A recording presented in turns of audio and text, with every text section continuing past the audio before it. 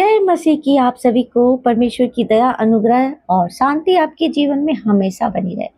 आज परमेश्वर का पवित्र वचन हम पढ़ेंगे याकूब अध्याय 1 का 13 पद पर। देखिए परमेश्वर क्या कहते हैं। आप जानते हैं कि बहुत सारी जब परीक्षाएं होती है मनुष्यों के जीवन में तो हम लोग बोलते हैं परमेश्वर की तरफ से है, परमेश्वर ये ऐसे किया, परमेश्वर गुस्सा है तो परमेश्वर ने ही हमें ये सजा दिया है। तो हम लोग बार बार परमेश्वर पर दोष लगाते हैं। आइए पढ़ते हैं वचन में क्या लिखा है।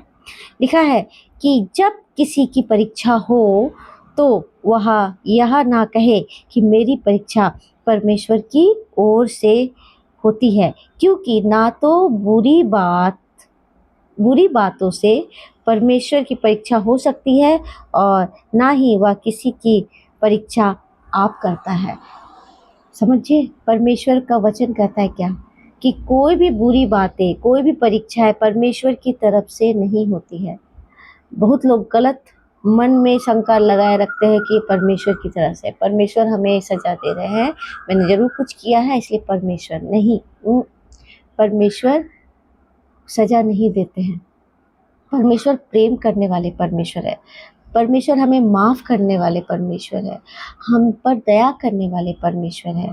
और ऐसा नहीं कि हर परीक्षाएं जो भी टेस्ट होती है वो प्रभु की तरफ से है, या कोई भी बुरी बातें, कोई भी परीक्षाएं परमेश्वर की तरफ से नहीं होती है। परमेश्वर हमेशा अच्छा काम करने वाले परमेश्वर है, इसलिए परमेश्वर पर दोष ना लगाएं। परमेश्वर पर दोष लगाना बहुत बुरी बात है, क्योंकि देखिए जब तक हम सत्य को नहीं जानेंगे तो सत्य हमें स्वतंत्र नहीं करेगा। तो आपको सत्य जानना है तो बाइबल में पढ़े। बाइबल में क्या कहता है कि कोई भी बुरी बातें या परीक्षा परमेश्वर की तरफ से नहीं होती है। हर एक अच्छी बातें, अच्छी चीज़ें परमेश्वर की तरफ से होती है। जब परमेश्वर ने इतनी सुंदर सृष्टि बनाई, इतनी सुंदर हम लोगों को बनाए, तो क्या परमेश्वर कुछ गलत करेंगे? बिल्कुल नहीं।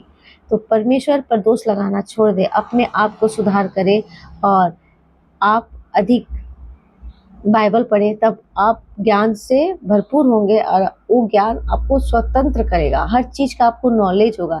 जब किसी को नॉलेज नहीं होता है ना तो वो आज़ाद नहीं होते हैं, तो वो अलग अलग बातों को अलग अलग तरीक़ा से बोलते हैं और दोष लगाते हैं, चाहे वो परमेश्वर पर हो या प्रभु पर हो, ये मनुष्यों पर हो। इसलिए जब तक आपका जीवन में अधूरा ज्ञान रहेगा तो आप अधूरा ज्ञान लोगों को बांटोगे, जो हानि होता है।